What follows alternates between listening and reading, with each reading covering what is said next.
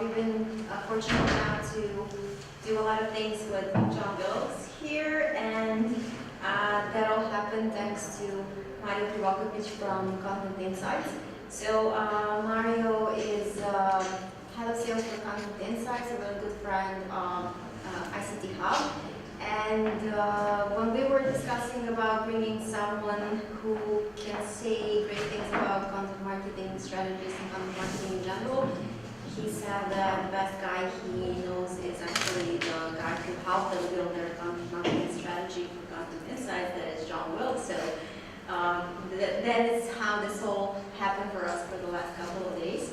And I won't waste any more time. I will leave the mics to Mario and Jon. We only have one mic.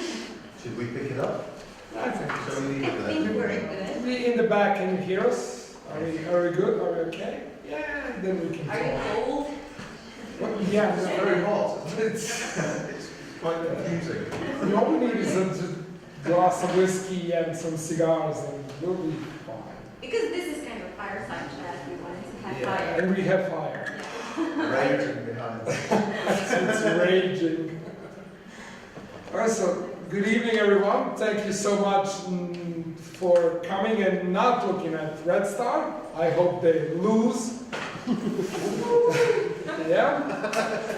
So frustrated. But if there are any fans, then I hope they win. So, yeah, as Sandra said, we are going to have a fireside chat with Jon Wilks. Jon Wilks is a brilliant content marketeer that we had the privilege of working with. And the idea of this meetup is just to, me and Jon will basically talk about content marketing. I will ask a couple of questions to you guys. Feel free to raise your hand, interrupt, and just ask questions. And because at the end we will just get up and leave. And I'm just kidding. You will be able to ask. So, Jon, welcome. Thank you, Mario. This is your fourth day in Serbia now. It And is. second time, so how do you like it? How do I like Serbia? Well, as far as I can see, Serbia is the inside of these four walls. So That's basically it. it's a lovely place. But it's my second time in Serbia because, as Sandra explained, I did do some work originally with Content Insights, which is a company up in Novi Sad, and I helped to create their content strategy there. So I did visit once in Novi Sad before, but actually we just stayed in the office in Novi Sad as well. So apparently Serbia is just offices. But tomorrow we'll find Lots of out. work. Tomorrow we'll find out more. So, And it's interesting that Arsenal are here tonight because I hate Arsenal as well. so let's begin. I understand that. Actually, I know that you have a background in journalism. You were first journalist and then ventured in content marketing. So can you touch a bit on that, and maybe what lessons have you learned in journalism that kind of helped you transition to the dark side of marketing? So apologies to anybody who's heard this already because some of you have seen me speak so far, but Sandra, this is like your 10th time. But anyway, Okay. my background was that I was a journalist originally, and I was a lifestyle journalist. Let's be serious about it. I wasn't a political journalist or a war journalist or anything sexy like that. I was a lifestyle journalist who worked on magazines like Time Out and that kind of thing. But I did it internationally, and that's probably why I feel like I've had quite an interesting career so far. I started off working with Time Out in the Middle East, and I worked on Time Out Dubai and Time Out Abu Dhabi. And it was my job then to go to Time Out Tokyo and help them to build their proposition in Tokyo. And as I've said to several people already today, I think what made my journey into marketing quite interesting was that as a journalist I was cynical. It was always important that as a journalist I think that you're cynical, that you're trying to find the story behind the story. And when you're involved in marketing and when you're involved in PR, you're quite often being told the story. This is the story that you must write. This is the story that the brand wants you to hear. And I was always interested in what the story behind that story was. You're telling me this story, there's got to be another story. And I don't think that's unusual for people who work in content marketing. A lot of journalists do move to content marketing because there's more money in content marketing than there is in journalism, so they're quite happy to sell their soul, basically. Just marry everything, move to the dark side. But you don't have to sell your soul completely and become a PR person or become an advertiser entirely. You can find ways to tell stories and use your training to really try to improve the way that content works. So what were some of the things that you kind of took from journalism and then applied it in content marketing? So the things that I think I took mostly is, again, cynicism, the ability to look for a story, and the ability to tell a story as well. So looking for a good story, looking for the interesting stories around the brand. You know, everybody who starts a brand, who starts a company, usually they're an entrepreneur of some nature. Usually they've spotted that there's a problem in the world that they can solve with their company. And usually they have the passion to go out and to create something that solves that. So I think the stories, when you talk about storytelling from journalism, or any form of journalism, you're trying to tell stories. The stories that you can go and find amongst brands are quite interesting. I worked for a long time as a marketer with a lot of big companies, with a lot of big corporate companies. Is it getting too hot, Sam? An ad. Getting YouTube ads. Getting ads. How appropriate though. Yeah. How appropriate. What was I saying? So I think Selling your soul. Finding the stuff you learn. Finding the stuff that you're interested in, that's absolutely true. So usually you'll find with a startup that they have a story that they want to tell, and that's, you know, you're going to go out and you're going to help them to tell that. And when you work with big corporates, quite often they've forgotten what it is that they want to tell a story of. So I worked for about 2.5 years with a lot of big corporates, and some of it was interesting, some of it wasn't interesting. Some of the companies you will have heard of, some of them you won't have heard of. But ultimately I found that I was most excited and most passionate about what I was doing when I was working with entrepreneurs and startups and people who were very fresh to the story and they had their whole world and life ahead of them. Young people still with dreams, Mario. Dreams not shattered in reality. And the conversation that we had quite some time ago is, I was of the impression that content marketing is something brand new, something that kind of came with the rise of internet in the late 90s and beginning of 90s. But it's not new. It's not new, no. It's there are examples of content marketing that go back as long as publishing, really. Again, we've been looking at a lot of these in some of the workshops that we did, but some of the great examples are the Sears catalogue. Sears company in the United States created a catalogue in about 1900, and you can find, well, they created it before 1900, but you can find great examples in around 1900 of content marketing whereby they're trying to sell spectacles, trying to sell glasses, and what they're actually doing is that they're taking those, taking a page in a newspaper and they're showing eye tests basically, and showing you that here's your problem, you've got a problem, and we've got the way to solve it. So you know it's essentially what a lot of people are doing now with content marketing, but that's 117 years ago. So people were doing it before anyhow.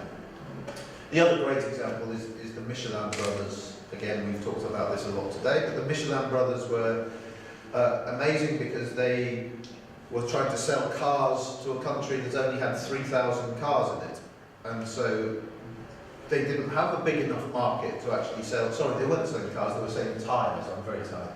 So they only had 3,000 cars in the country, and they're trying to sell tyres to people with only 3,000 cars.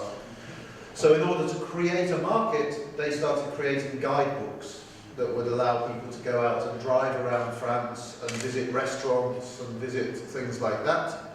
And in doing that, they were creating a problem. They were causing a problem for the cars. The car's tyres would dissipate, would wear out, would get destroyed, and so people would have to buy tyres. So very cleverly, there was no problem. They saw that they could create a problem, and they created a solution for it. So it's pretty clever, that stuff. But you know, as Michelin went on, those guidebooks became more and more famous for their restaurant guidebooks. So actually, what they started out as a marketing technique grew into something that was almost as strong as the original brand. And in many countries, you know, Michelin is now internationally known for its stars. If you're a chef, you want to have a Michelin star. You want to have 3 Michelin stars to be really good.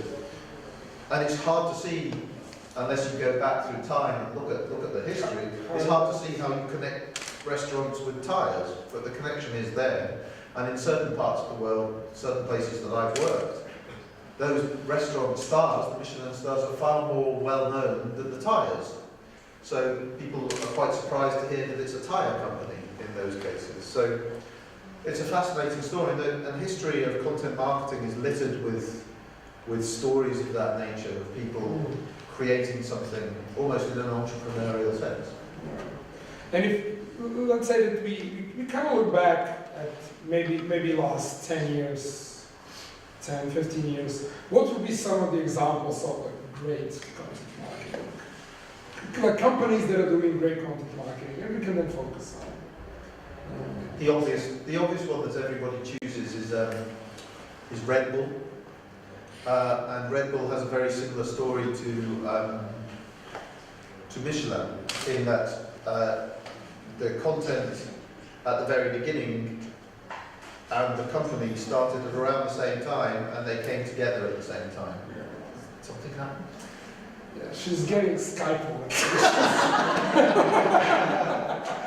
I'm tired. Yeah, well, it's tired of content marketing. What? That's not real! You can just turn on the silent mode. No need to go. She's not tired. I know what. Yeah, we can continue talking. The tech guys will handle it. We'll give it a moment. Yeah. That should help. Okay, cool. And we're back. No, Alex, hold on. So, Red Bull. The thing that's interesting about Red Bull for me is not that they jump from space, although that is obviously amazing, and you can't be blasé about that. It's amazing that they jump from space. It's amazing the stuff that they create. But for me, what's really interesting, as somebody who looks at the history of content marketing, is how they started and how content marketing was connected, entirely connected, in fact unconnectable from the original brand. So the original brand started with a guy called Dietrich Mateschitz. Dietrich Mateschitz. Now, anybody can debate where he's from. Last night we started a debate. This morning somebody started a debate. Is he from Serbia? Is he from Croatia? He's actually from Switzerland. Ooh. He's from They also come from Let's not Serbia. argue. No, he's a Croatian background, but he lived in Austria. Like he was born in Austria, but from Croatian parents. But it's not important, really. It's very well said. Until he dies, then we will claim him as our own. I will go now. Let's say he's Swiss for the time being. Dietrich Mateschitz, what's more important is that in 1981, Dietrich Mateschitz was a toothpaste salesman. And he was selling toothpaste around the world, nothing to do with Red Bull, but when he arrived in Thailand on a business trip, he was very keen to indulge his hobby, and his hobby was extreme sports. He liked doing extreme sports, and one of the things that he wanted to do was windsurfing. And he arrived in Thailand, and he was tired out. He had jet lag, so so he couldn't.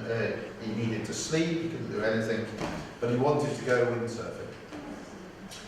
And somebody in the hotel asked him, "How was your flight?" That kind of thing. And he said, "It was great, but I'm really tired, and all I really want to do is some windsurfing." And they said, "You should go around the corner. You'll find this guy around the corner, and he is selling a drink. And you should drink that because it gives you wings. It's fantastic." And so he went around the corner and he drank the drink, and it gave him wings.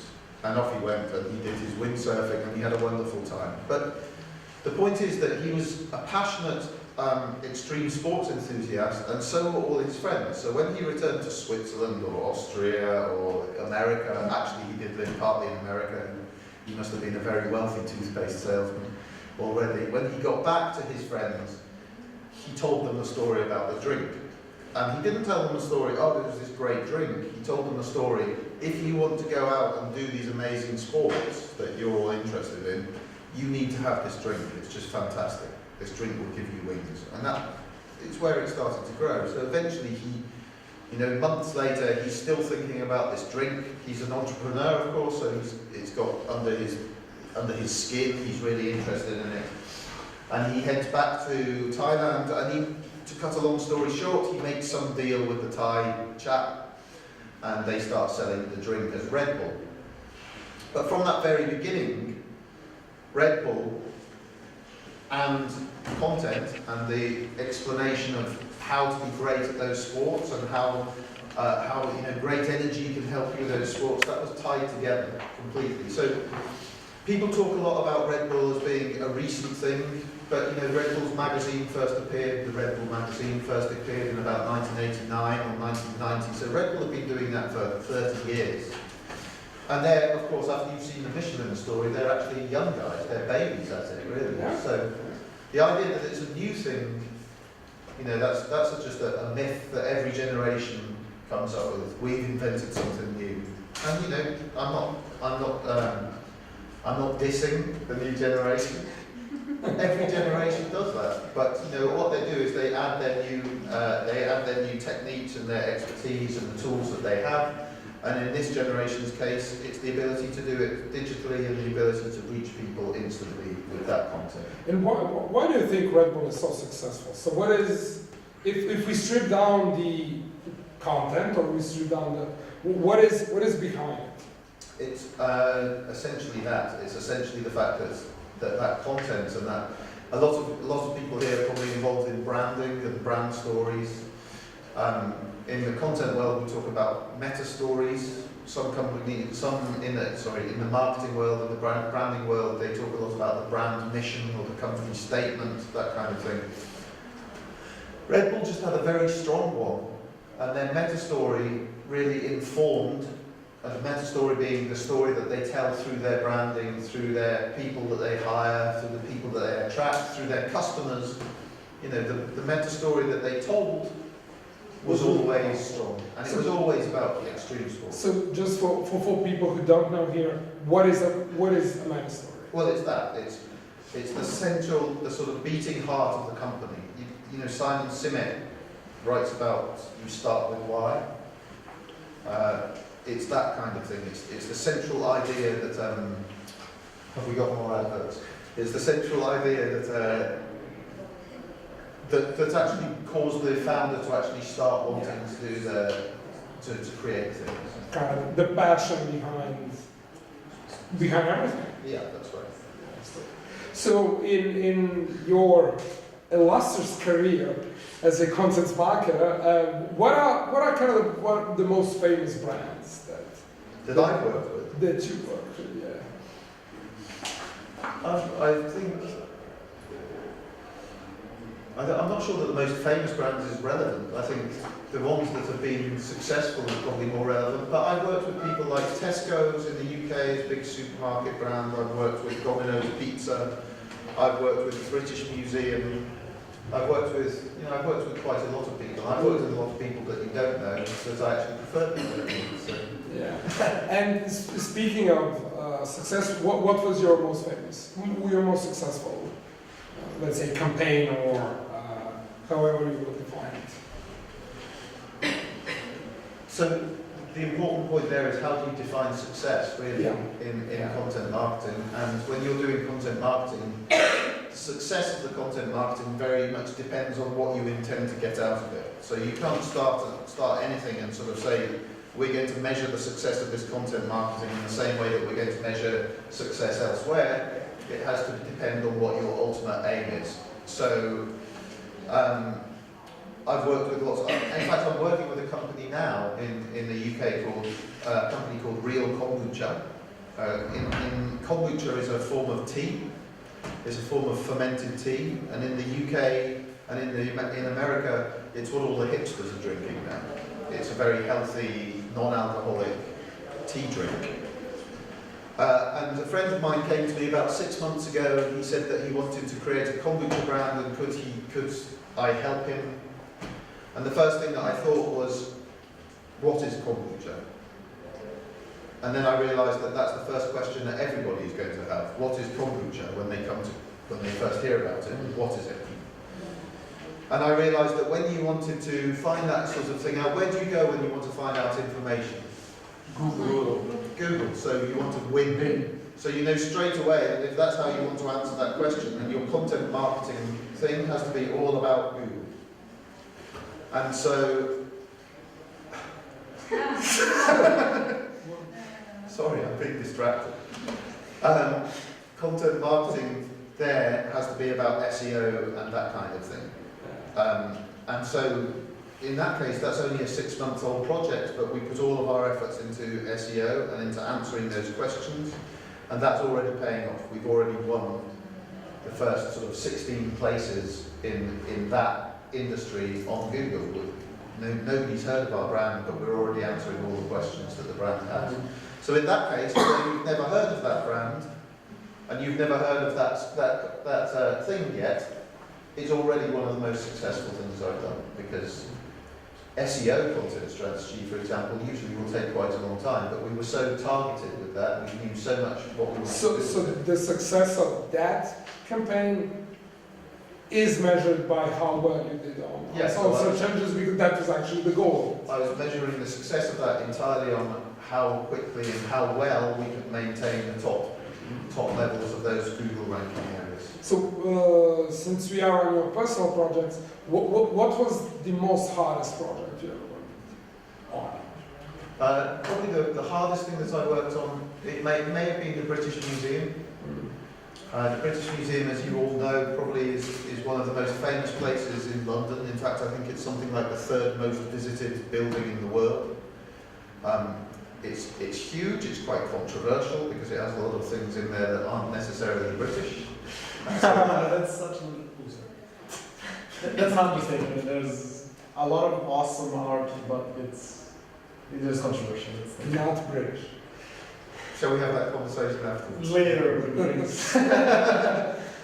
That's nothing to do with it really, it's neither here nor there. The point is that it's a huge building and quite a lot of the people within the building don't actually talk to each other very much. And you've got hundreds and hundreds of different stories that you can tell around in content around what's in the British Museum, whether it's a controversial thing or whether it's a historical thing.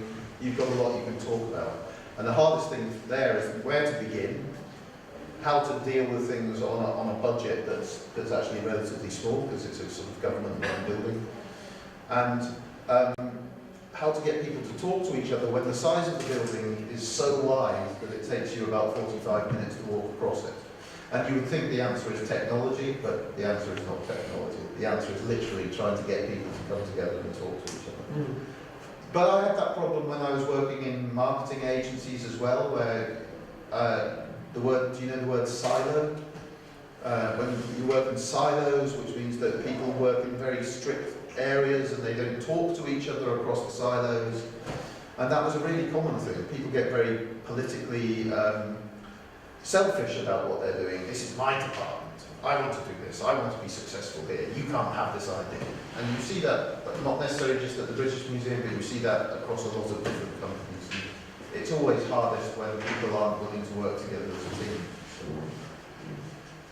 And you mentioned a couple of times storytelling. And it's probably has a big part in content marketing, but it's not the same thing. Storytelling. Yeah, so can you kind of touch on what is storytelling, what is its kind of reference to content marketing? It's a tough question, because storytelling should be obvious to everybody. What is storytelling? It's the telling of a story. Yeah. Great answer. Thank you. But it's, that should be what it is. But so many, because it's become a buzzword, and the marketing industry is so full of buzzwords and phrases that everybody suddenly wants to use, that people actually sort of forget what they're talking about. I'll meet people quite often in marketing, and I'll say, "What's your job?" And they'll say, "I'm a storyteller." And it's, what do you do? I write words. Ah, so you're a copywriter. No, I'm a storyteller.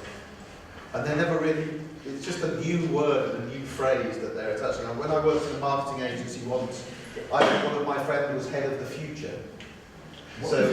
What? In marketing agencies, they'll use these new buzzwords and these new phrases just to sound quite cool, but it actually makes it quite difficult for the person who has to do that job, because they can't define what it is that they have to do with their head of the future, for example. Yeah. But yeah, storytelling, I think it's the ability to tell a story, to tell a story well, and to plan out what your whole story is, what your journey is, and how you're going to tell that at different stages. But it's essentially, it is what it is. It's a story. So let's say that you. I have sorry, one thing I've just remembered, just something that used to make me laugh. So I used to have a boss when I first started working in marketing, and this boss was the king of trying to use buzz phrases. He would hear these buzz phrases and he would try to get them in. And usually he would read the buzz phrases in American magazines and American blogs. And he would try to be the coolest guy in London by using these buzz phrases.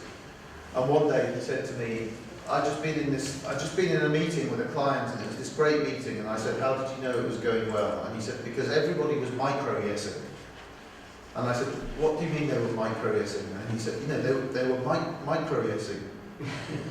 I said, do you mean nodding? He said, yeah, micro-yesing. They were micro-yesing. So I went away and I actually wrote an article on Huffington Post about how we have to kill the people who are micro-yesing and return to the nodding properly. So you have to watch out for those buzz phrases in the marketing world quite a lot. Well, it's for them. Huh? It's for them. It's for that. Yeah. Yeah. So one of the questions that always comes up, and especially people who either work with agencies or people who are freelancers, is when they get a new client or they're talking with a new client, what are the things that you look for? So what are the questions that you ask a potential client or a potential either company or someone that you consider working with? So I'm looking for really, and you can't always have this, of course, but I'm looking for passion and an interesting story to tell. I'm really looking for patience. You can't work with someone in a content marketing plan if they expect to see success overnight. It's never an overnight thing, because content marketing is essentially about building trust and getting your audience to see you more as somebody who's useful, helpful, somebody who has some sort of authority, rather than somebody who is just creating content for content's sake. So you're looking for somebody, as a client, somebody who has that patience and that willingness to tell you their story and to work with you as you go forward over a long period of time. It can take 2 years to get a good result out of a content marketing strategy. And did you have clients, of course, that were like, yes, we understand that, and then after a couple of months, just... Yeah, I've had quite a lot of clients as I've been a freelance content marketer. When I've worked with startups, I've had quite a lot of situations. I try to rely on my gut feeling quite a lot. So when I go and meet people and start to work with them, I tend to try to feel how well this is going to work. And I'm usually quite good at recognising whether the person is right or wrong. sometimes, you know, financial reasons, you've just got to take the work. So, you know, you can't pick and choose everything that you do. And there have been occasions where I've known straight away that this client is not going to have the patience to deal with this. This client isn't really understanding what I'm saying. And without fail, those contracts come to an end after 2 months because there is, why haven't I got 50,000 followers yet? Because that's not how it works. So, but you start to feel that quite quickly, and you start to recognise it quite quickly. The people who get involved in content marketing have usually heard about it and realised that it's a good way to tell their own story, and they're really willing to get involved in it themselves. Your boss, Dan, for example, is he here? He's here! I didn't see him at the back there. Hey, when I first met Dan, Dan recognised that as well. He was, you know, that was a situation where I could tell straight away that he wanted to do something that would take time. It's not something that's going to happen overnight. You need to use content marketing to really build trust with your audience, and especially in the industry that they're working in, which is full of journalists who are sceptical, who are, you know, who are cynical, as I said before. Those people need to feel that you're not bullshitting them, that you're actually doing something that is genuinely trying to help them. And with that brand particularly, you could tell from the beginning that it wasn't all about money. It wasn't all about world domination, although it might be for you. It didn't seem to be for the whole brand, but it seemed like they actually wanted to help people. So, you know, you get to understand which are the people who are going to do it well. Have you run out of questions? Not yet. We are getting close.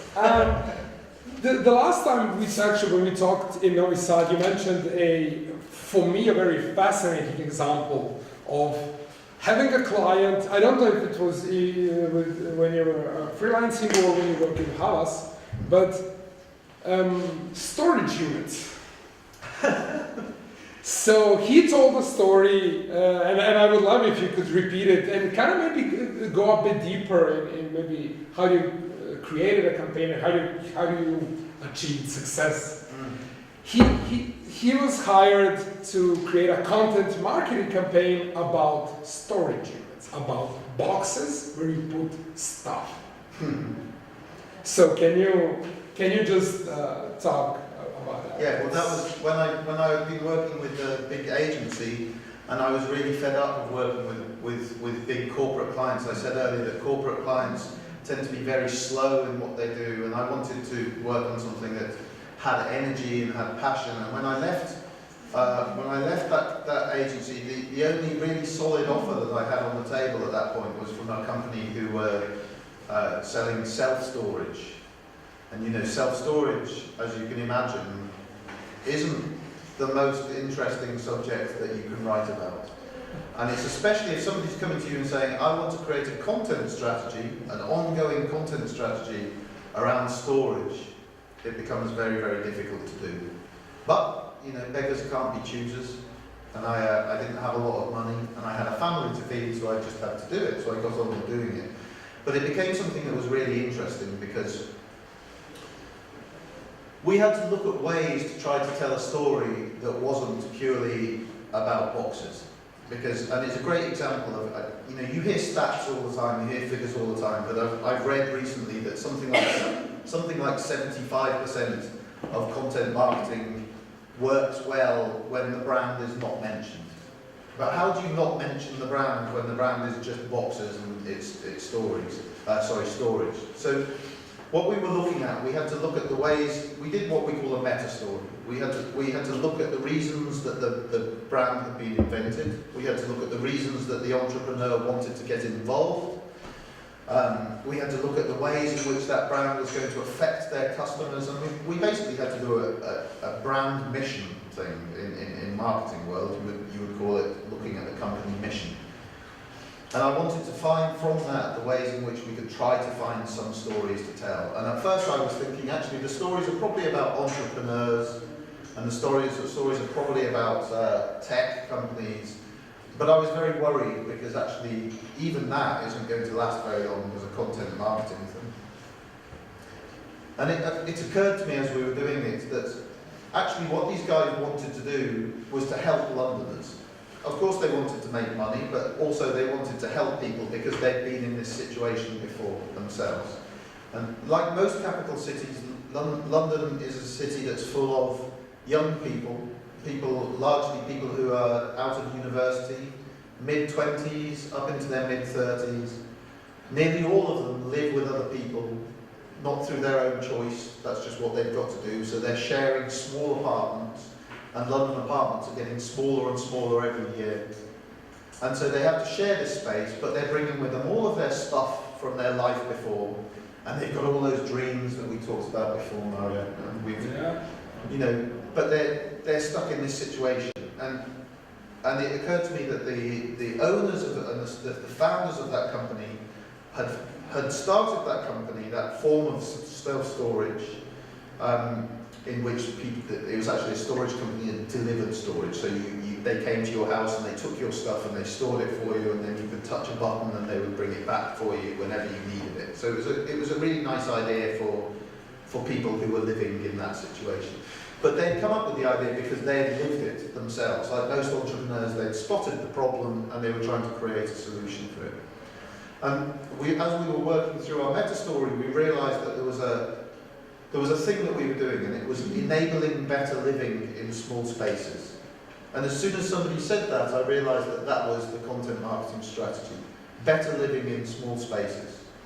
Because all of those people, when they moved their stuff out of their house, when they got rid of all of their stuff, they had space to try to fulfill those dreams, if you like, to try to do things. So some of our customers were creating little recording studios. Some of the customers were turning their rooms into photography studios. Some of them were doing supper clubs. Some of them, they were all doing their little things, and they were all doing it because they'd been enabled to do it by shifting stuff out. And I realised that actually, once you've got that, you have a story that's worth telling and that can inspire people to do other stuff.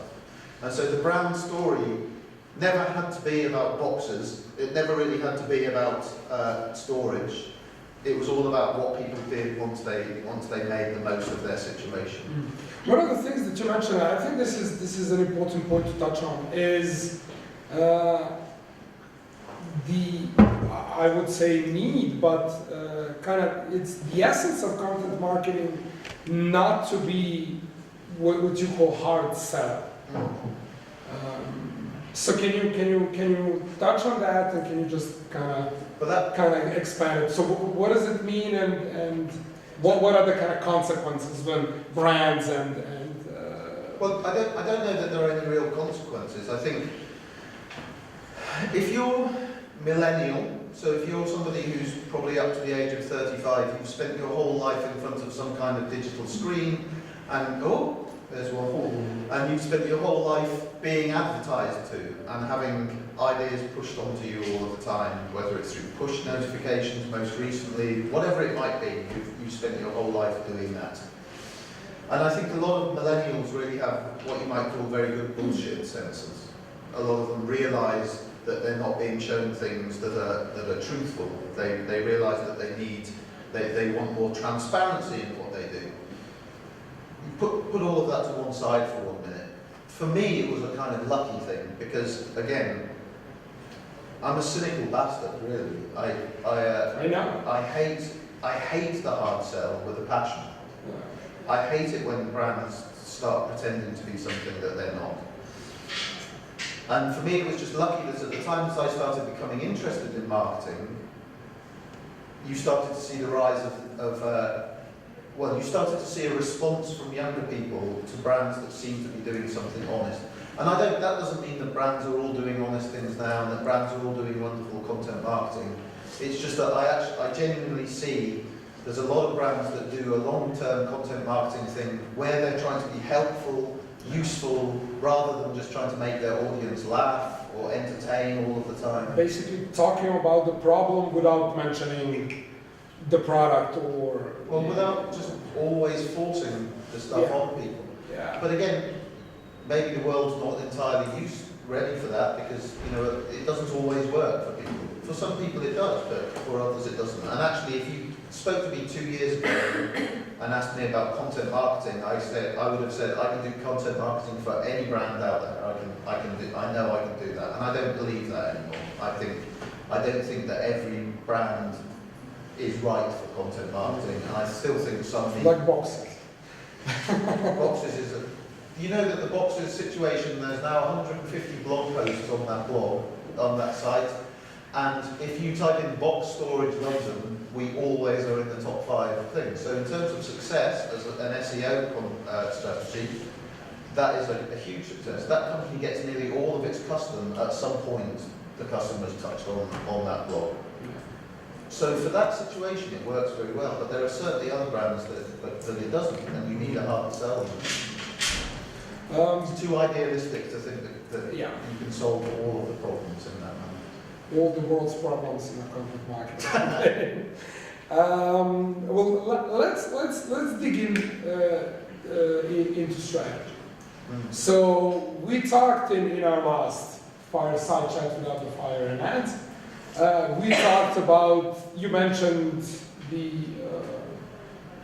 the hero, and then the second layer and the third layer. So the hero, the connector, and the helpful. So can you just introduce what is this model looks like? What does it mean? And maybe give one great example of a company that does this. Okay. So let's first start with what is the strategy, what are the elements, and then we can give a kind of a concrete example. A strategy is a content marketing strategy that's known as Hero Hub Help, it's called. When I first heard of it, it was called Hero Hub Hygiene, and Google were claiming that they had invented it. And actually, since then, they've changed hygiene because people kept saying to them, what the hell does hygiene mean? And they couldn't answer that question. So now they've just changed it to Hero Hub Help. Yeah. But originally, what that was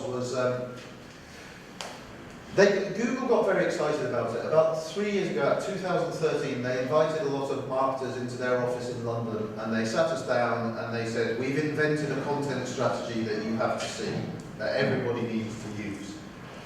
And they used the example of Jean-Claude Van Damme. Does anybody remember the trucks? Jean-Claude Van Damme doing the splits between the trucks?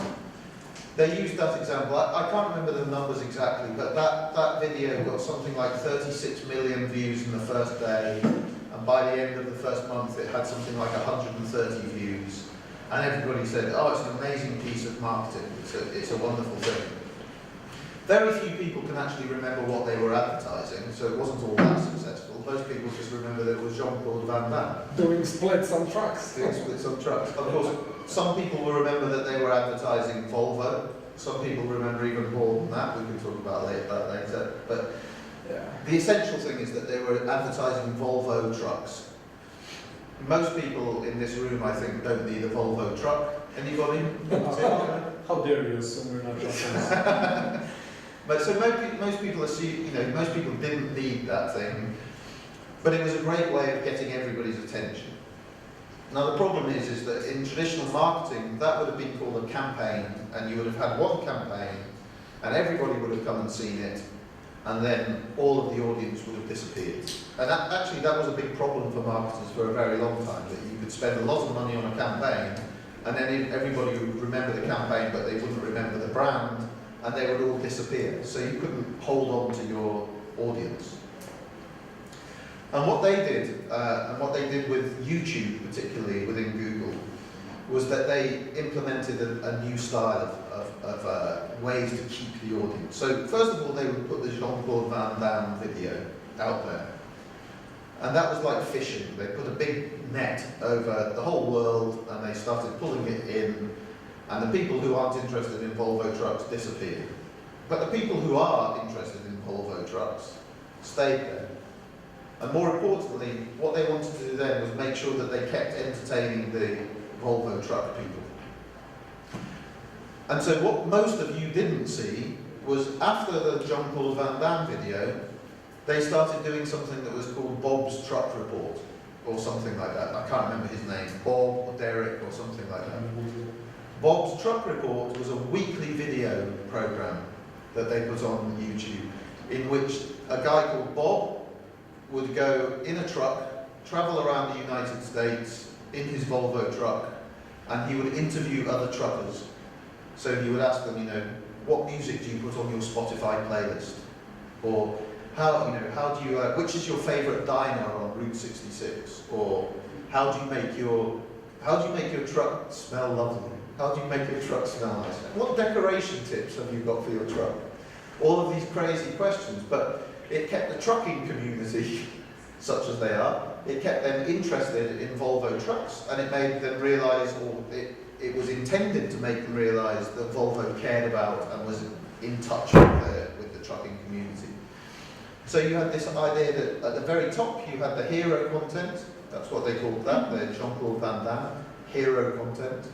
And then the second level, they had hub content, which was much cheaper to make, but was a weekly thing that kept people interested until the next time they make another big Jean-Claude Van Damme thing, which I don't think they've done yet.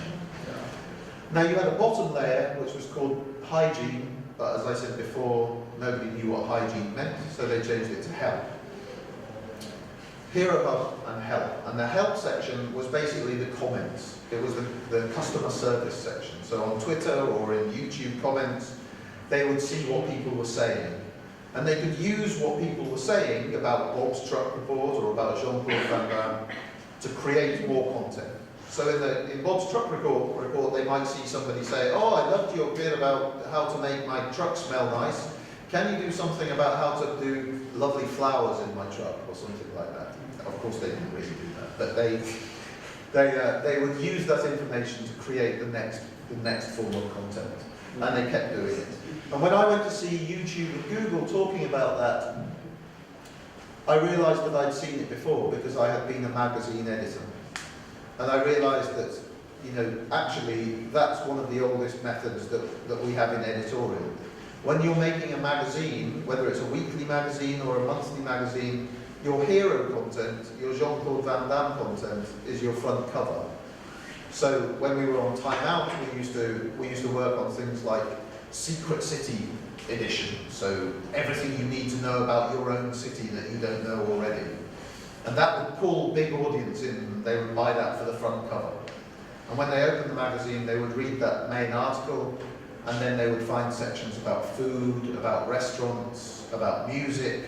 And that was our hub content. That was the content like Bob's truck report. That was the bit that every week would always be the same sort of subject going forward. And even the section at the bottom where in that strategy it's the help section, in the magazine world we used to get letters to the editor. So we would get people writing to us and we would find out what they were thinking of the magazine, and you would use that to create future things. So essentially it was a very old strategy that you could then apply to other things. And I've since gone on to try to create strategies with brands that work on a similar way. You try to look for a hero thing, a big idea. If you've got a big budget, you look for a way to create a big idea, and then you're pulling people in and giving them regular content afterwards. It doesn't always work. Not every brand has the budget to do that, so if you can do the hub section well, then you can keep people coming back. But it's a great way to do it, and you did it successfully, and everybody here remembers the hero section. The Jean-Claude Van Damme The Jean-Claude Van Damme moment. Yeah. Well, let's go a bit into mistakes. So you probably see your fair share of other content marketeers, but not only content marketeers, but agencies and even brands making mistakes with the content marketing. So can you touch maybe on both sides? So one that a content marketeer makes, and then from the advertisers or the agencies point of view. Well, it's hard. It's not so nice to name names, Mario. But I think you're in Serbia. It's okay. I've made loads of mistakes in content marketing, and it's the simple truth is that even though many of the ideas can be taken from very old ideas, everybody is still learning how to apply new techniques to those things. And invariably, the problem comes quite often when you you might have a writer or a content creator who thinks they know best for the brand, so they start creating something that they think is cool, but they forget what the original intention of the brand was. The meta story, the heart of it. They forget what that meta story Yeah. might be, and so they go rogue. And they start doing their own thing. You know, I've done that. And quite often, if you're working on your own and you're not working with another team, it's quite easy to start hearing your own voices in your head and creating things that you think are right for the company, but actually aren't. So The Pepsi ad? the Pepsi ad. The Freedom Pepsi. Oh, well, that was great. Yeah, that's it. I mean, but it was unintentional. There was a success. Yeah. I mean, everyone hated that campaign. Yeah, but that's largely to do with straightforward advertising. So the thing about content marketing is quite often it's a long-term strategy. So if you need to spot what you're doing wrong and start tweaking it. But the trick is to not start tweaking it too early, because you might be absolutely on the right track, but nobody has found you yet. In which case you have to look at what's going on, and probably it's something to do with your distribution model. But I think absolutely, a lot of people, we've just talked about this, a lot of people make the mistake of turning it off far too early and not seeing how it works. Or they have to deal with salesmen who are very eager to see sales and keep saying, we've got to change this, we've got to change this. You might know something about that. It doesn't ring a bell. Yeah, and one of the mistakes that you've mentioned when we talked in Novi Sad was giving content marketing assignments to the youngest person Oh, it's really common in any. in the room. So That's really common in any marketing agency, whether it's content marketing or not. If it's digital, then a lot of CEOs just tend to think, well, this is social media. The young people will understand this. Although, these days social media has been around for so long that the young guys are all now in their 30s. So.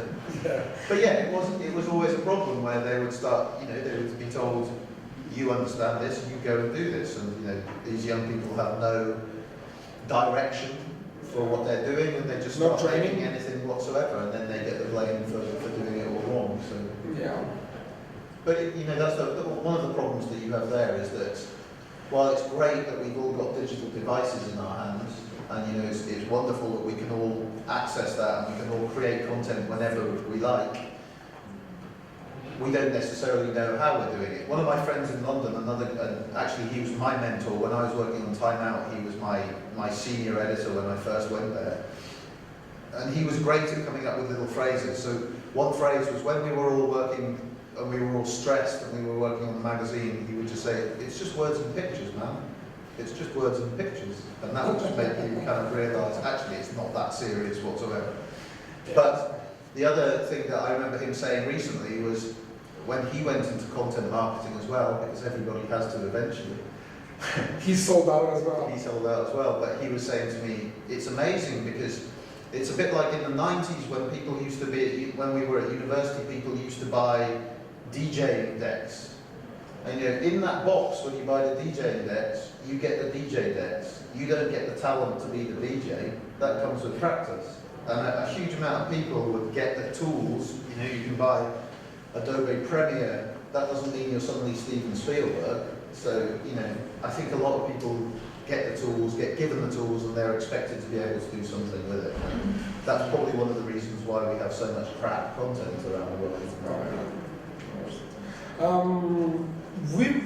You've touched just a tiny bit on what is success, but let's talk about briefly of what we do is, how do you measure success? So, especially in a digital world, it's nowadays it's very easy to measure the success of a content marketing campaign. So let's touch a bit on what is success, although we did briefly mention it, and tiny bit on analytics.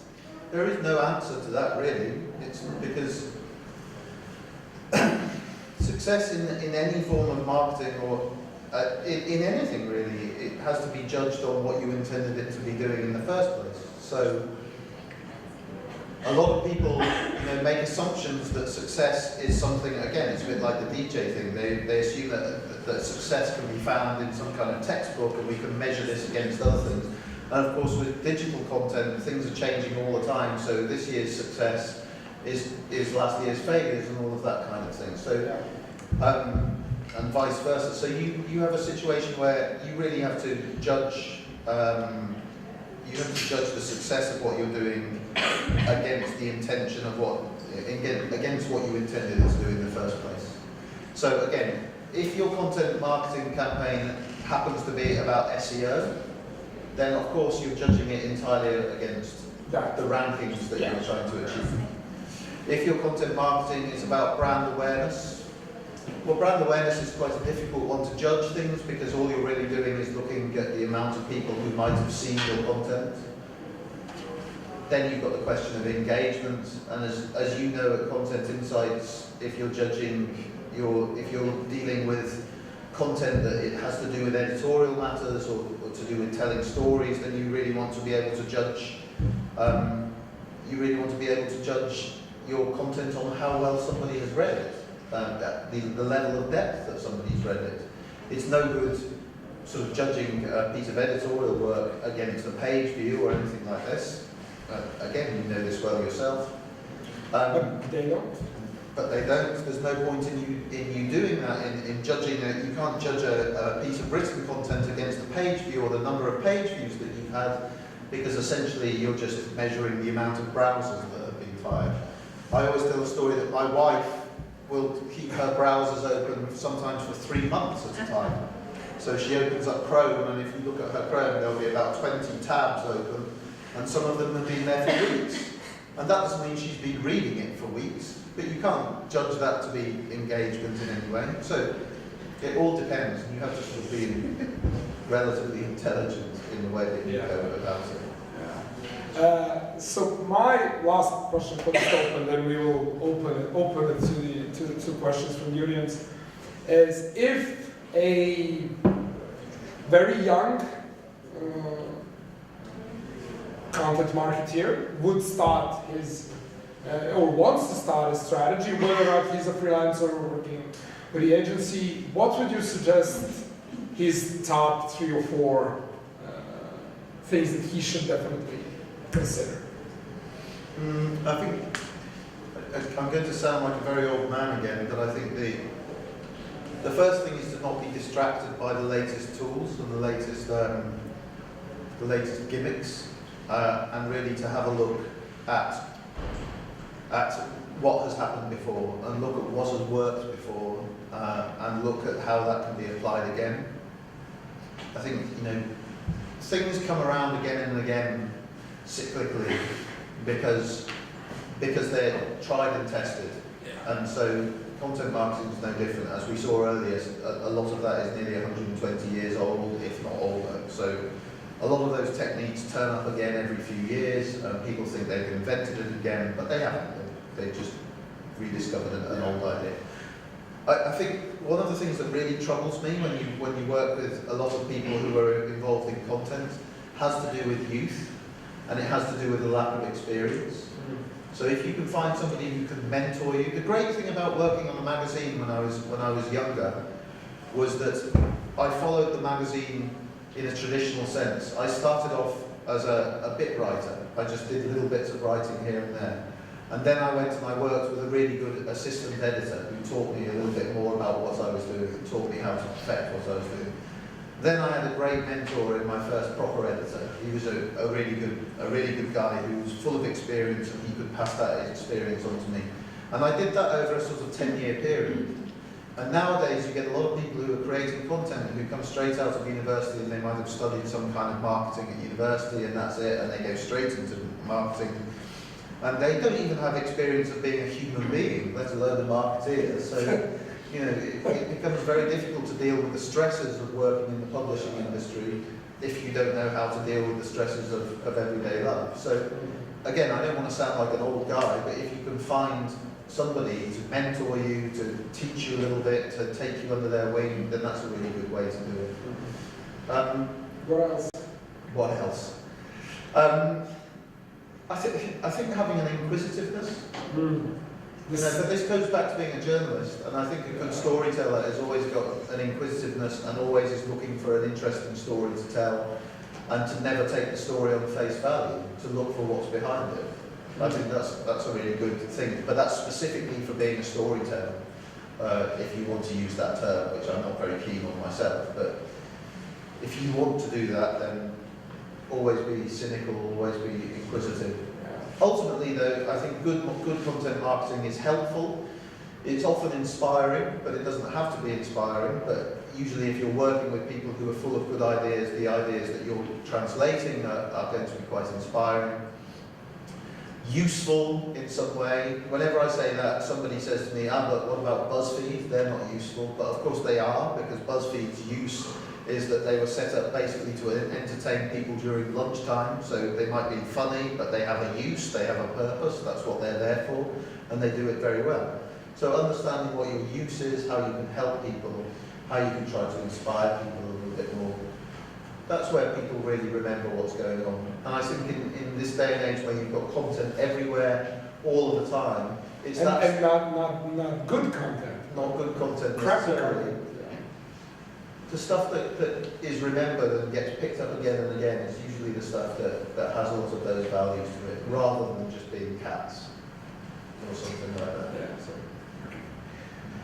Well, thank you for this YouTube fire.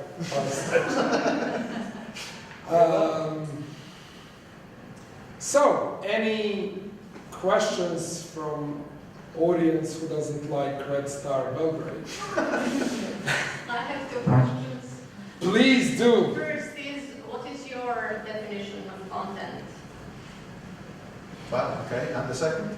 Okay. Tell me the second one, I'll think I'm about interested how do you have a team that is researching for you, or you're doing researches on yourself, because from brand, from industry to industry, there's a lot of difference. So if you're working in a storage industry, or you're working for a British museum, it's completely different audience. You're working in Japan and you're now in Serbia, it's like completely different targeting group. So what you're doing, how you're dealing with it? It's a good question. The first one, what is content?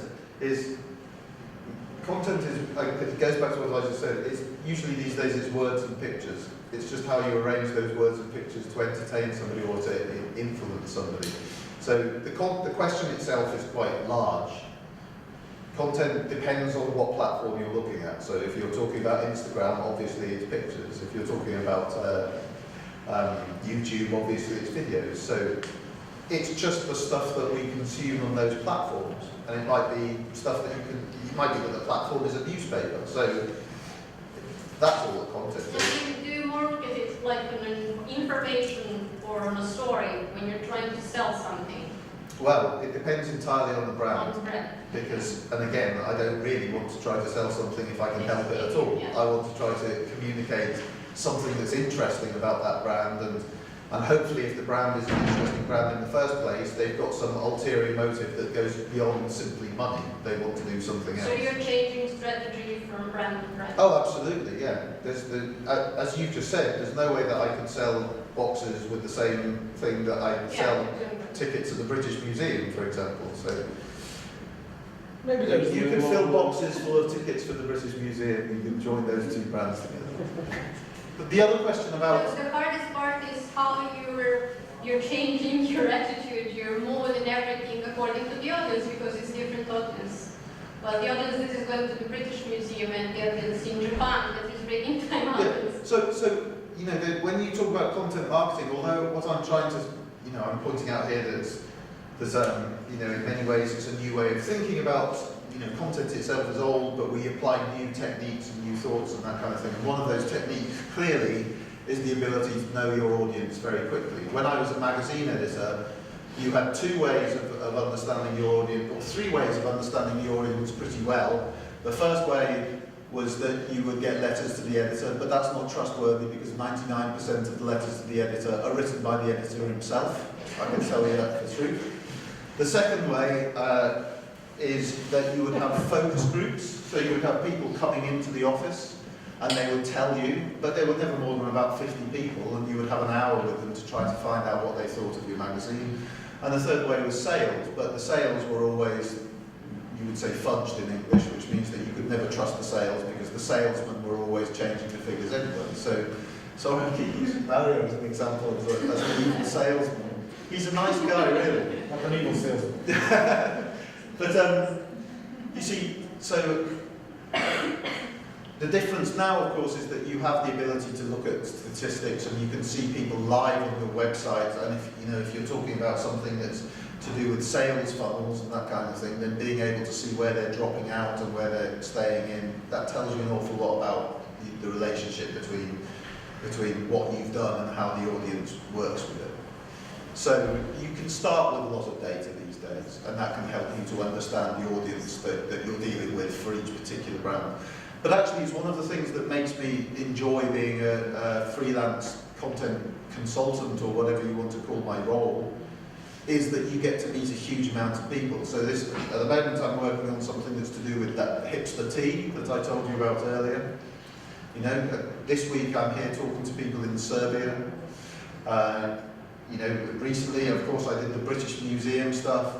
I've worked with these guys on their really interesting tools. So you're constantly meeting interesting and new people and looking at interesting and new ways of thinking about things. And it's one of the slight problems that I would have if I was working in-house with an agency again or something like that, is that you don't get to spend enough time with those people and you don't get to learn a lot about things. Well, actually, you asked me about one of my greatest successes as a content marketer.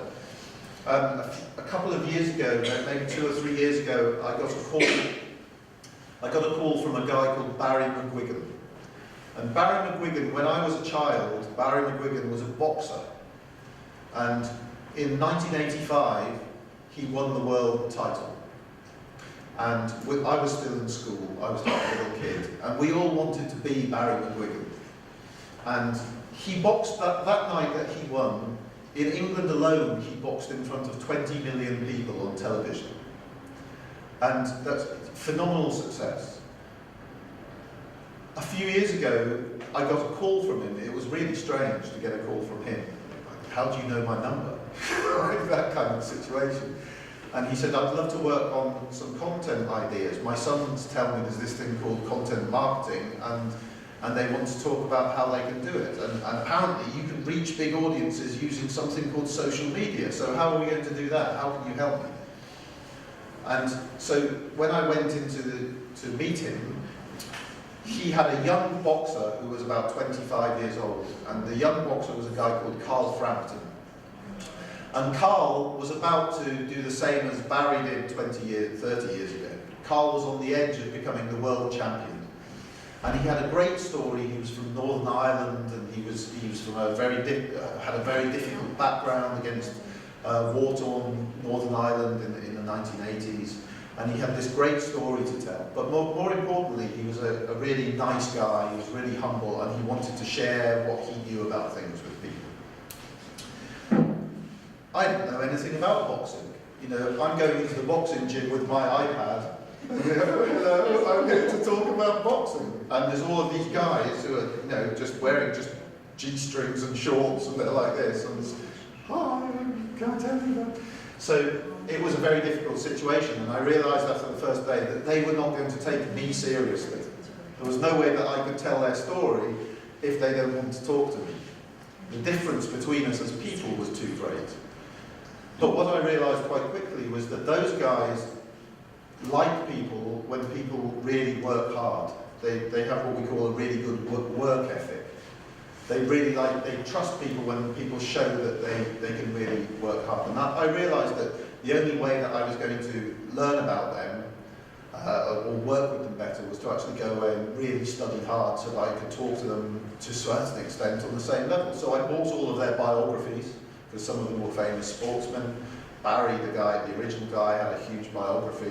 And in about a week, I read everything there was to read about them. And the next time I went into them, I started asking them questions about things that they'd forgotten about their own life. So I could show to them very quickly that, I'm not just some guy who's going to turn up and take your money and go away. I'm really interested in what it is that you're doing and telling your story properly.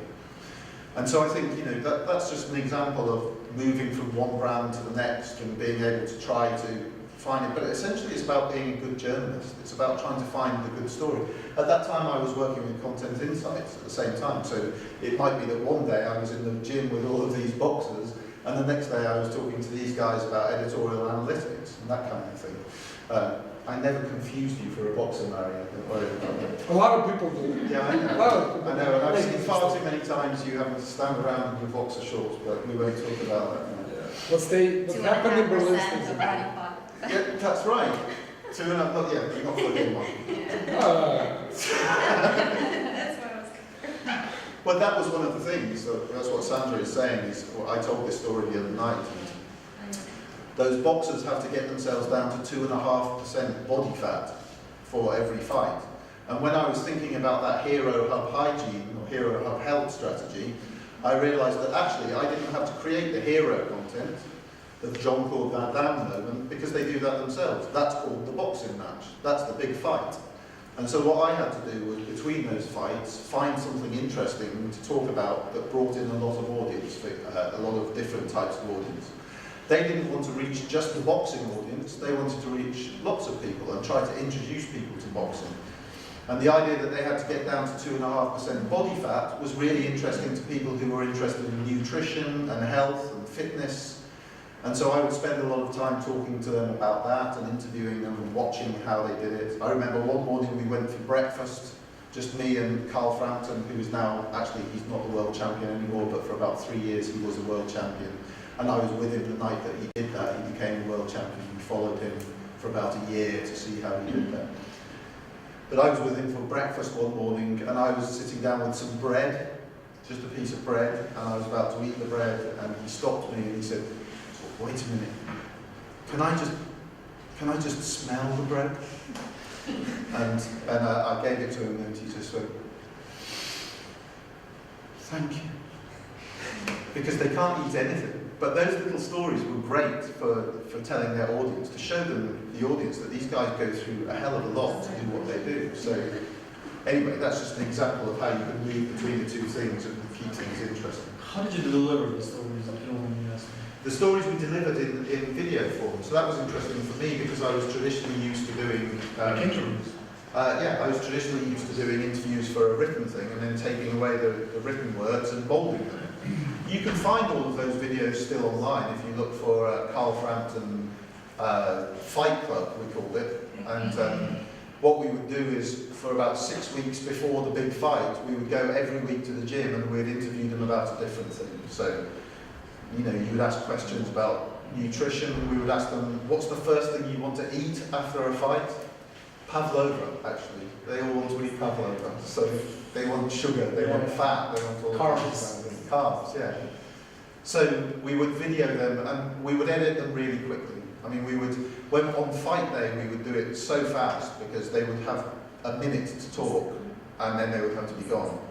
And so we knew that we would have, you know, so in some cases, hundreds of thousands of people waiting online to see what we'd done. So we would have me with a microphone, and we would have a guy with a video camera, and he would be wirelessly streaming his video camera stuff to a guy in the control room who would be editing it, and we would get it out sometimes in about 2 minutes. What platform? What platform? I can't remember what we were using. I mean like Facebook or? Oh, that was Facebook. So it was before Facebook Live, so we were just Just a video. just putting it as fast as we possibly could. Nowadays, of course, we would try to stream it live in that manner. But the better thing about being able to do it when it's not Facebook Live is that you can, to a certain extent, you can editorialise the story. You can show the bits that you want to show. You can now edit them before you publish them. Yeah, Which is pretty cool. yeah. I mean, you have a live stream, but before you publish it on your page, like, Yes, that's right. you can edit it in a limited way. But Yeah. It's pretty neat. Yeah, it was a really interesting project. My biggest fear was that he would lose the fight, because actually we would have everything prepared for you know, he's going to win this fight, and so we would have everything, all our social media prepared for the minute that he wins. We can press the button and say, yeah, he won. But actually, boxers are very, very superstitious, and so when I would say to them, this is a really uncomfortable conversation to have, but what happens if you lose?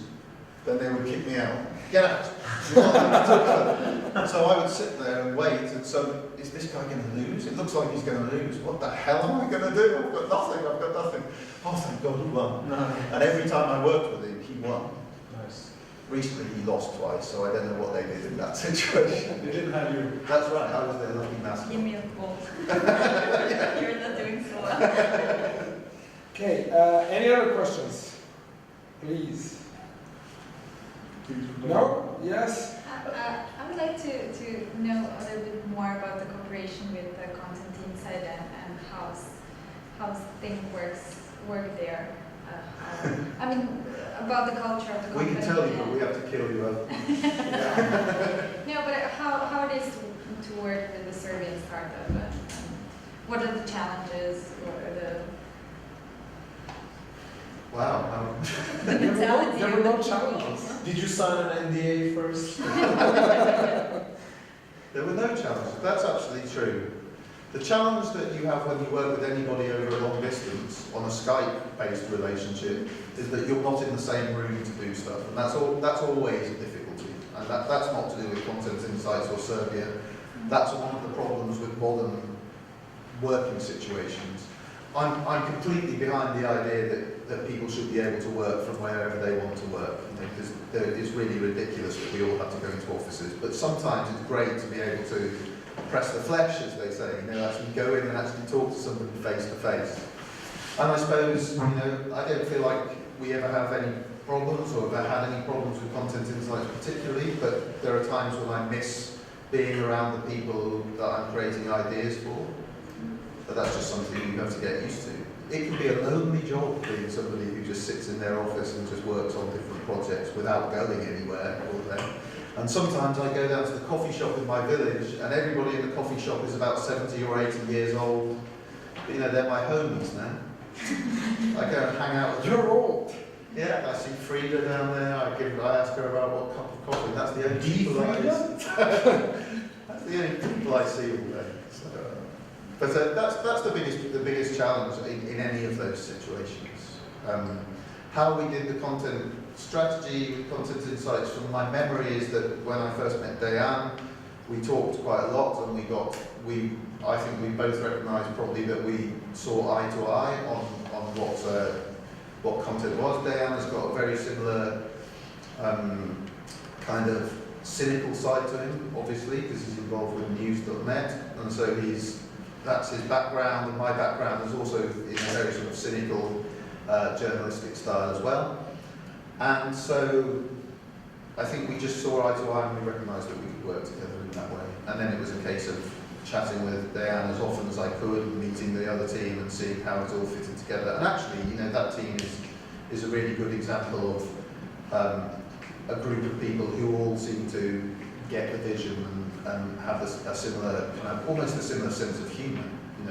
It's a really nice place to work when you go and work with those people. So it's not always the case. Okay. Any other questions? Would the people from ICT Hub keep asking questions? This question is paid by ICT. Sponsored by Snickers. powered Powered by. Oh. Swiss contact then. It's powered by. Organized by ICT Hub. I have a question for, you had the opportunity to meet, I think, 5 startups in Novi Sad and again 5 here in Belgrade. So advice for guys gather around a certain idea and the problem they're solving.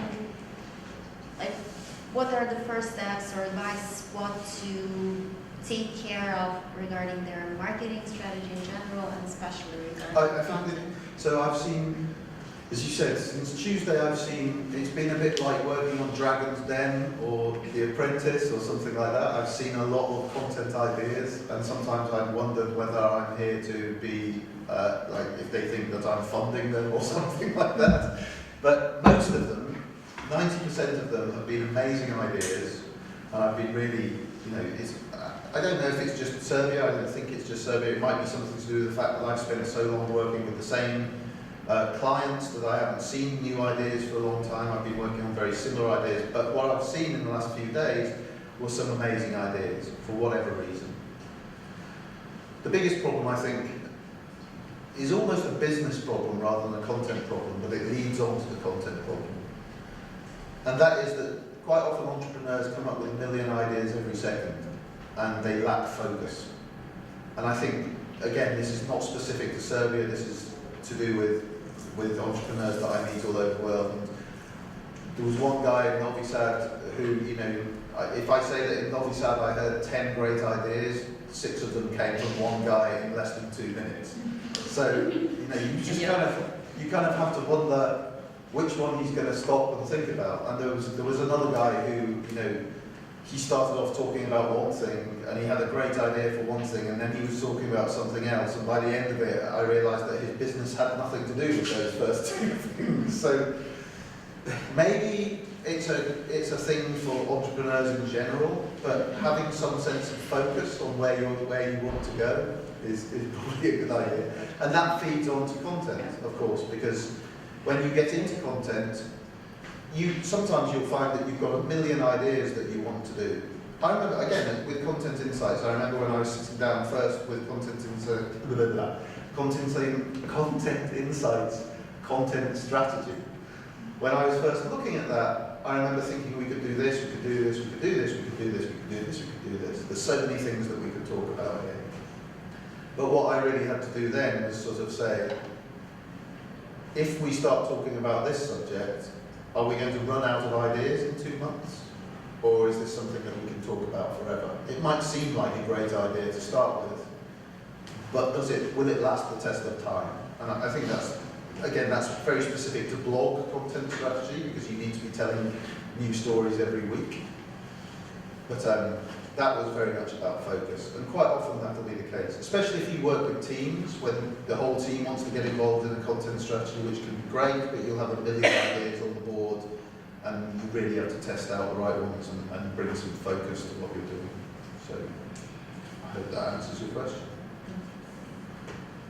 Anyone else not from ICT?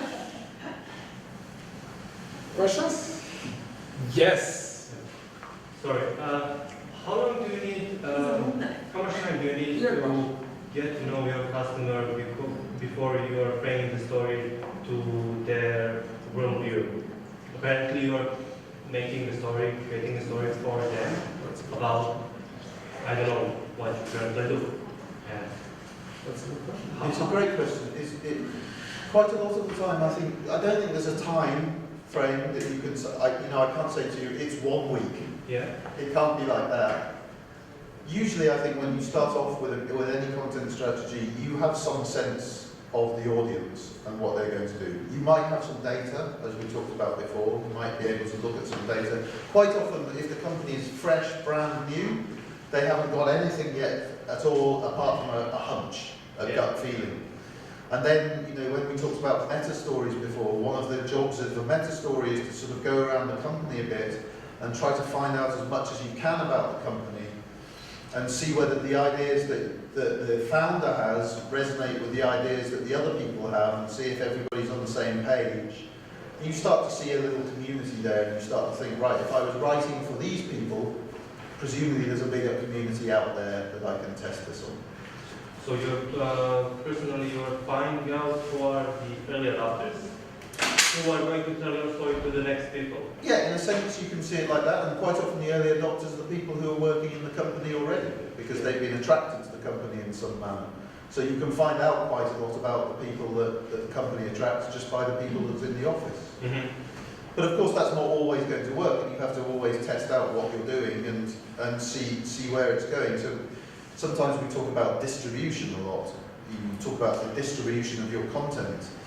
And quite a lot of the time, companies will try to create a big distribution budget, and they will put a lot of money in trying to reach people on Facebook, or try to reach people on pre-roll, or whatever it might be. For me, I always try to just start with the tiniest amount of money that we can get away with, and just start testing it. We only want to get 200, 300 people into the website, let's just start with £10 or £20 or something like that and see who we reach. See if the fundamental ideas are working. And as you do that, you iterate it, you scale it up, and you build it in that way, rather than just wasting all your money in one go in the first place. But I don't think there's a simple answer to saying it's 24 hours or something like that. It's No, but let's say a startup, getting to know customer and the market. How long do you need the time to? I know that there isn't specifically time for doing that, but it's really hard at the beginning. When you don't have anything, you don't have budget, you don't have money, where do you start? Sorry to interrupt. The great answer to this is my favorite, one of my favorite stories that Jon has about English traditional folk music blog that you run. So I think the answer to your question lies in how he approached a blog about traditional English folk music. I can't. Is that Beatles or what? Is that Beatles? That's a folk. We can talk about the Beatles another time. I've got lots of Beatles stories. He has a lot of Beatles stories. But I can't quite believe I'm talking about this now, but what Mario is talking about is that about a year ago, I always try to keep 2 or 3 blogs going on my own, separate from anything that I do with clients. The main reason is that I don't want to test new ideas on clients and waste their money.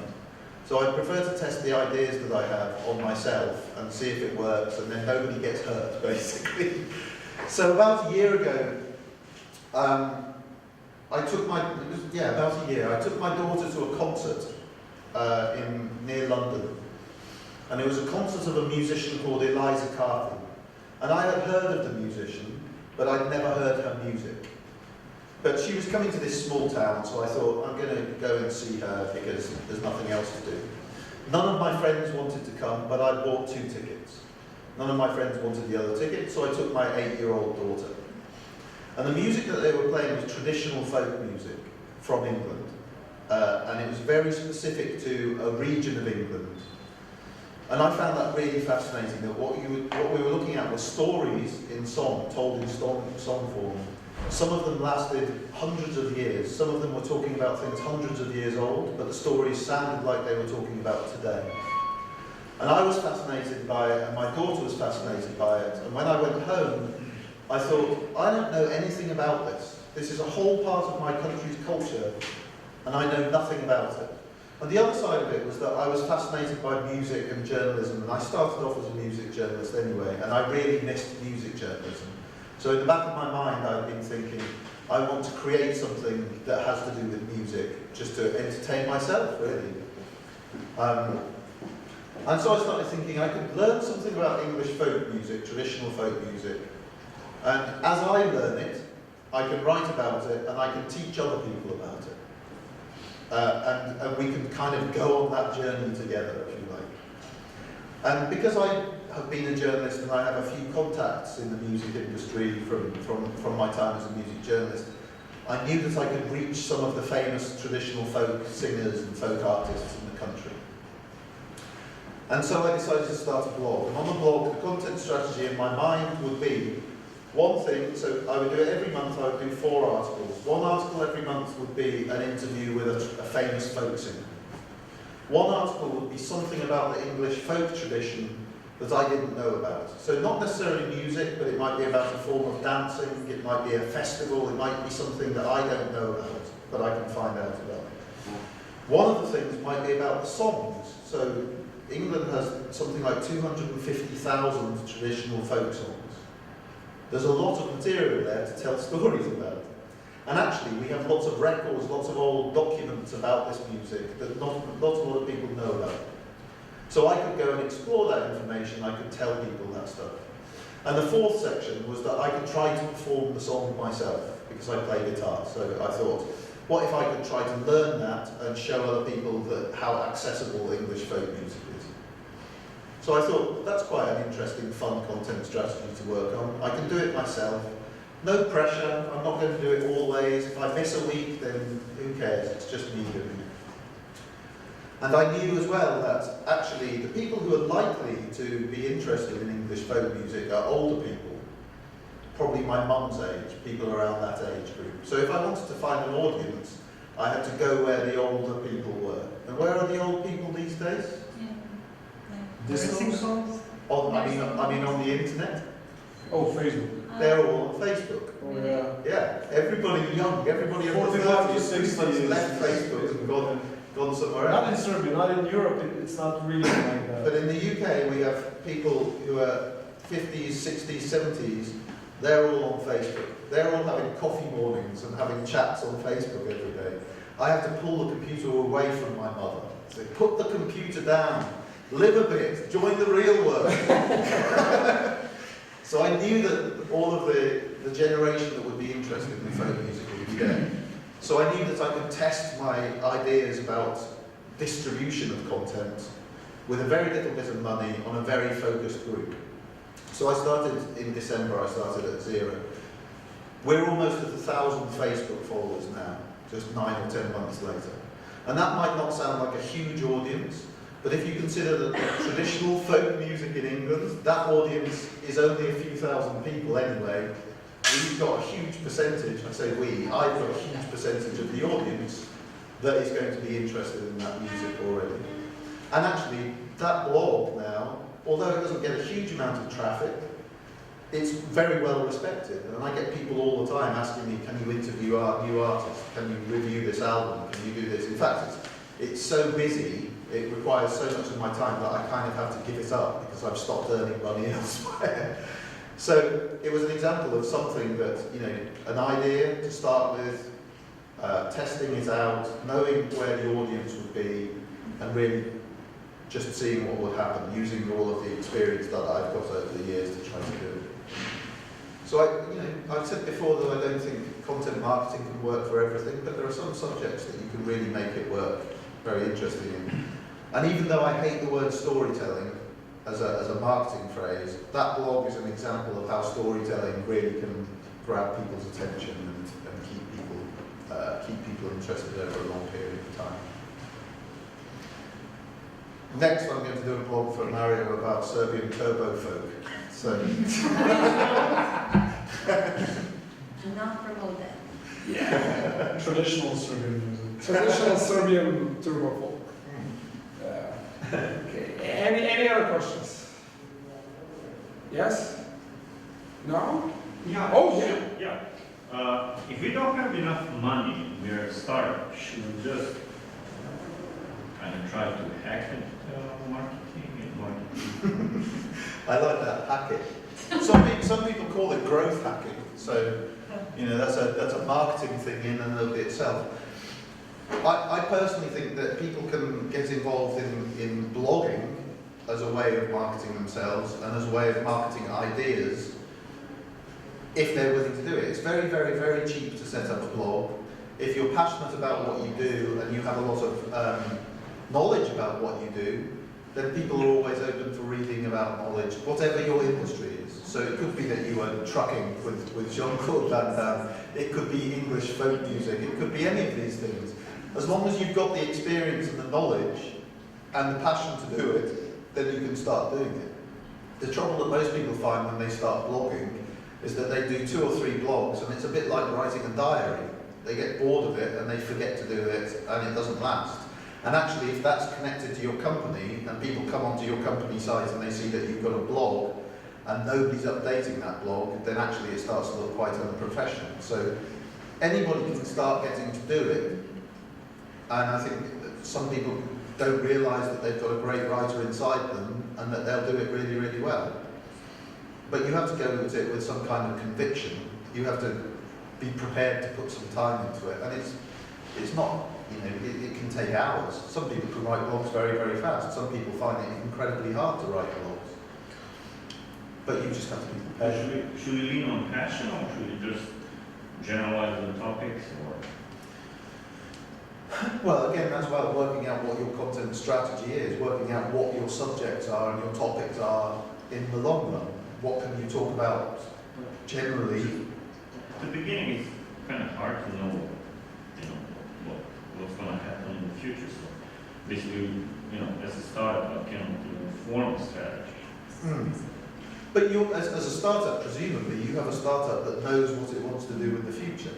So of course, every startup has the chance of failing at any minute. So, that content strategy comes to an end at that point. But, presumably the startup itself is being built out of an initial passion or initial, as we said before, a problem that you've seen that you can solve. And so talking about those things, you've always got something there. It might be that your content strategy is you only write once every 2 months. As long as you're doing something that keeps it going, then you start building up that ability, and you start realizing what else you can talk about. So to recap, it's just a responsibility. Once I pick it up, I should actually follow through it.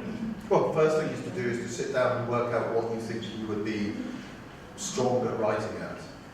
And then the second thing really is to sit down and it's a good idea to create what they call a content calendar, where you say, between now and Christmas, for example, every week I'm going to write an article about something, and I know already what those articles are going to be. I'm going to write out what my titles are, because that gives you an aim then, that gives you something to look at. And if you did that for the next 3 months, then you can look back and you can say, okay, well, I attracted some people with this seems to be working, or you can say, this isn't working, I wonder why this isn't working. Is it because I'm not reaching people in the right part of the internet?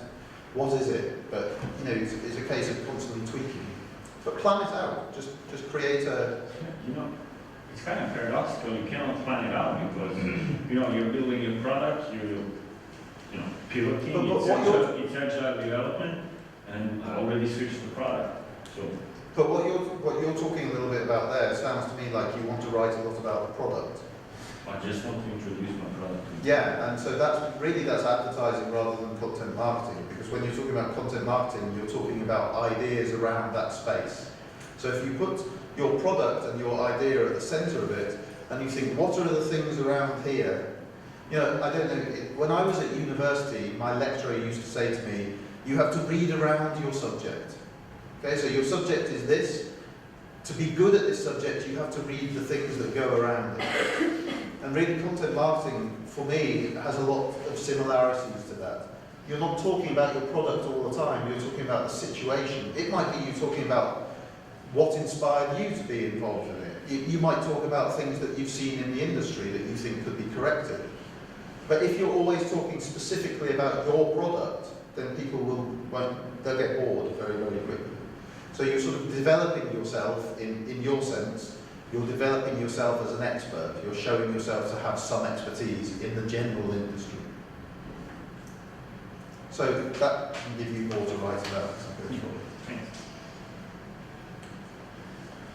Anyone else? Are there any questions? Okay. Well, this concludes our YouTube fireside I chat. have Thank you. 8 more hours of this. Thank you so much for coming. Thank you for joining us. Applause is welcome, but not necessary. Mandatory.